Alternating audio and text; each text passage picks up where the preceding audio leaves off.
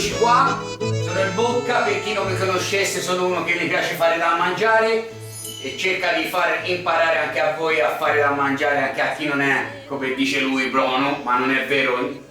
Ognuno di noi è buono a fare da mangiare perché mangiare e ci fa vivere, senza mangiare si morirebbe un po' come l'acqua, sicché ognuno di noi sa fare da mangiare, ma non ha voglia forse.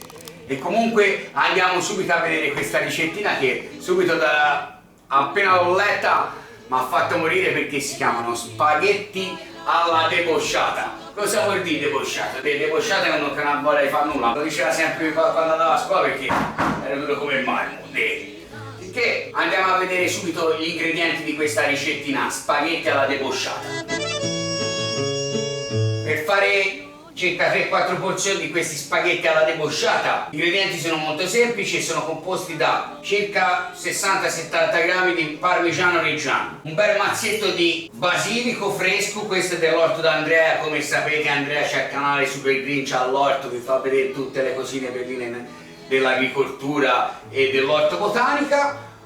Ci vuole un bello spicchiettino d'aglio, 2 patate, circa 300-400 grammi di patate e 300-400 grammi di spaghetti, del peperoncino naturalmente che al Bocca mi piace, un pochino di sale e olio di bello buono. Iniziamo subito a fare questa ricetta che è molto semplice. Debosciato vuol dire che uno non ha voglia di fare tante cose, infatti questa ricetta è veramente semplice, è veramente facile, è veramente poco costosa, perché se avete di solito una pianta di basilico costa una marea, la mettete lì d'estate vi fa tutte queste belle foglie. Le patate, chi è che mangia le patate? Poveri. L'unica cosa che costa un po' di più è l'olio, che ora te lo fanno pagare una marea, e il parmigiano, però era una pasta proprio per chi non aveva voglia di fare tante cose o era proprio di poco money. Ma guardiamo subito come si fa questa ricettina. La prima cosa da fare sarà quella di tagliare le nostre patate a rondelle. Mi raccomando, molto importante è mettere subito l'acqua a bollire, l'ho già salata, questa già bolle già, è importante. Dopodiché taglieremo le nostre patate a fettine abbastanza fini, massimo mezzo centimetro, ma massimo vuol dire che è di meno di massimo, no? A questo punto dovremo metterle a bollire. Dovranno cuocere circa 10 minuti, non di più. Nel frattempo potete prendere il vostro basilico e dovremo fare un piccolo pesto, un pesto leggero, senza pinoli, senza troppe cose. Ci mettiamo tutte le foglioline ramoscelli, lasciateli fuori, un bel mazzo di basilico, mi raccomando. Avete sciacquato di già come ho fatto io, naturalmente, o ce lo mettete dalla pianta e vi venga subito, perché c'è sempre un po' di terra, quando andate a annaffiarlo schizza, allora mangiate la terra, se no.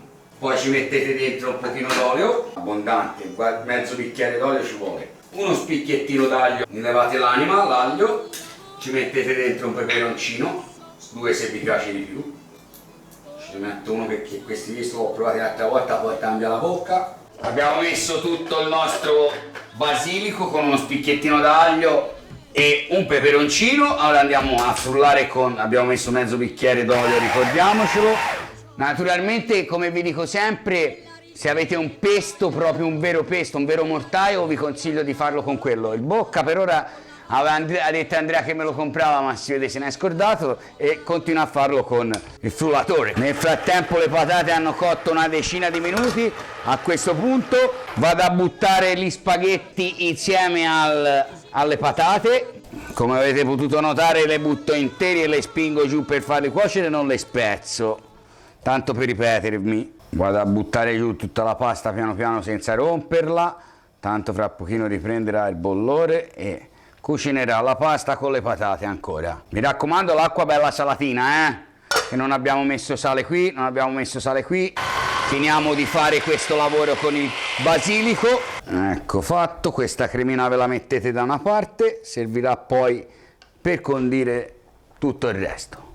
Gli spaghetti dovranno non essere proprio cotti al dente, perché non salteremo più questa pasta, allora le tireremo a seconda di come vi piacciono. Se le volete un po' più crudi o un po' più cotti, quello sta a voi, ma non andranno un'altra volta spadellati e saltati in padella, sicché regolatevi. Quando la girate fate attenzione a non rompere troppo le patate. La nostra pasta è pronta per essere scolata. Il nostro cameraman regista tutto fare number one Andrea l'ha assaggiato, ha detto che è un po' durina ma a noi ci piace perché si digerisce prima. Vado a scolare le patate e lo spaghetto all together, spengere il fuoco, scolare bene, mi raccomando, prendere un piatto bello capiente dove ci andremo a rovesciare tutta questa robina. Vedete, guardate bellezza, a questo punto c'è dell'unto e ci mettiamo sopra tutto questo pesto, no non è un pesto, è basilico tritato con olio, aglio e peperoncino, non è pesto perché sennò poi mi rompano le scatole quelli di Genova, giustamente. Guardate che bellezza. E a questo punto bella spolverata di parmesan cheese, come dicono a Parrana, tutto proprio ce lo dobbiamo mettere, tutto, sono 60 grammi di grattugiato, filino d'olio a crudo e vai con liscio, vai Andrea che ora si va a mangiare, siamo pronti. Sicché ve lo dico subito, guarda, ridò una girata. Se no si appiccia, Se non si appiccia dovete portarla subito in tavola, Ma raccomando, miei commensali, mi ci fa male il basilico crudo, ma a quelli non lo mangiano. Veramente, veramente buona. Assaggiamola con la patata, che la patata è sempre buona. Cotta perfetta. Si scioglie in bocca.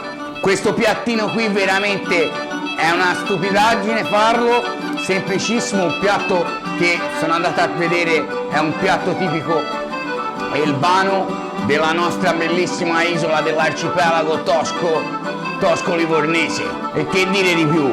Fatevelo, mangiatelo, mettete mi piace, condividete ai vostri amici, grazie mille, ci vediamo alla prossima e ricordate www.ilboccatv.com. Ciao e grazie ancora!